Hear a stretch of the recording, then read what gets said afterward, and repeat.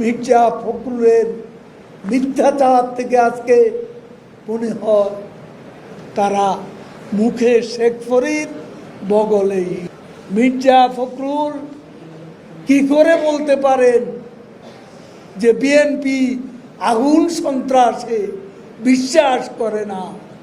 এই মিথ্যাচারের জন্য নোবেল পুরস্কার থাকলে সেটা মির্জা ফখরুলকে দেওয়া, এবং তারা নির্বাচন চায় না, গণতন্ত্র চায় না, তারা ক্ষমতা চায়, ক্ষমতায় যেতে চায় সন্ত্রাসী কায়দায় চোরাগুপ্তা পথে অগ্নি সন্ত্রাস করে তাণ্ডব চালিয়ে তারা ক্ষমতায় যেতে চায়। শান্তিপূর্ণ গণতান্ত্রিক পথ বিএনপি জামাতের পথ নয়।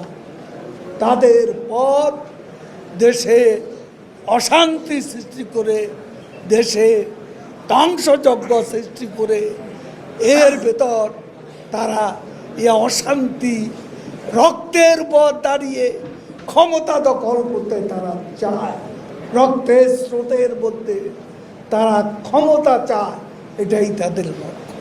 এখানেই সব শেষ নয়, এখন কারফিউ চলছে এবং সেনাবাহিনী অত্যন্ত ধৈর্য সহকারে সতর্কতার সঙ্গে দায়িত্ব পালন করছে।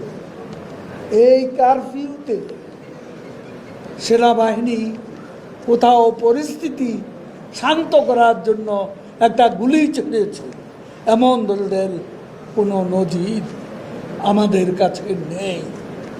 কাজে এই পরিস্থিতি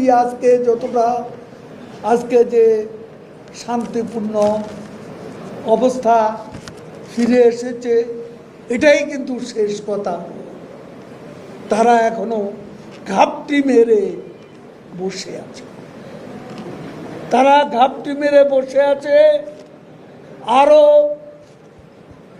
খারাপ পরিস্থিতি সৃষ্টি করতে পারে।